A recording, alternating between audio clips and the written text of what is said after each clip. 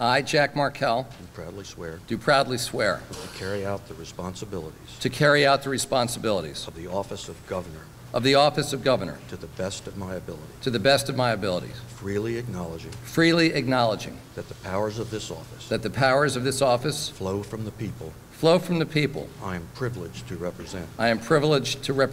I further swear Always to place the public interest above any special or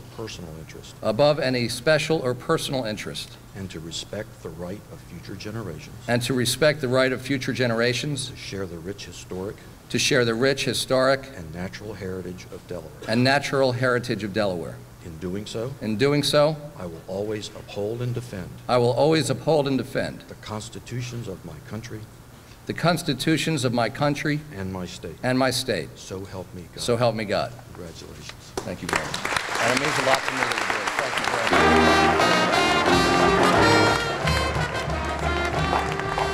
much. Now, 50 years from now, and 100 years from now, new generations of Delawareans will likely gather as we do today. They may not know our names, and they certainly won't know our faces. But they will know what we have done, whether we have made Delaware better or worse in our time, because it is they who will live with the results. They will know whether we responded to global economic pressures by laying a new groundwork for future prosperity, or whether we allowed the American dream to fade on our watch. They will know whether we protected our state from the threats posed to it by a warming planet, or whether we left our state exposed to the future ravages of storm and of sea. They will know whether we expanded the circle of freedom and equality and dignity in our time, or whether we stood in the way of progress. So let it be said of us that we understood the times we lived in, and that we appreciated the strength of the foundation that was created for our benefit by others, and that we did as the great law of the Iroquois so wisely commands, that in every deliberation we considered the impact of our decision on the seventh generation in the future, even if the decision required having skin as thick as the bark of a pine. Now, I know that we have the vision and we have the fortitude that's required, because I've seen it in the historic and hard decisions of the past 4 years. In tough times, generation after generation of Delawareans have come together and made the tough decisions. And every generation has left behind a greater and more prosperous Delaware as a result.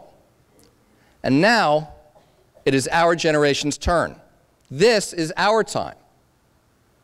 Let's continue to come together as the neighbors we are. Let's continue to put our common aspirations for our children first.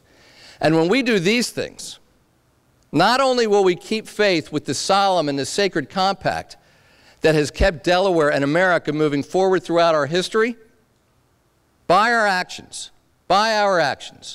we in the first state will show our country the way and give it reason to believe once again in its unique, historic, and hopeful promise. Thank you.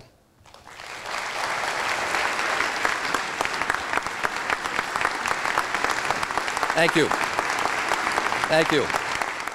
What is asked of us, in comparison, is precious little.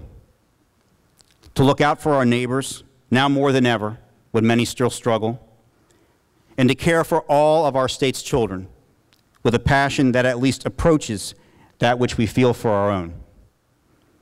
If we keep these values in our hearts, they will steer us towards decisions that will fulfill our greatest aspirations for our state and our people, and will bring us closer to the day when we make true the words of the great American poet Walt Whitman, who told us that the strongest and sweetest songs remain to be sung.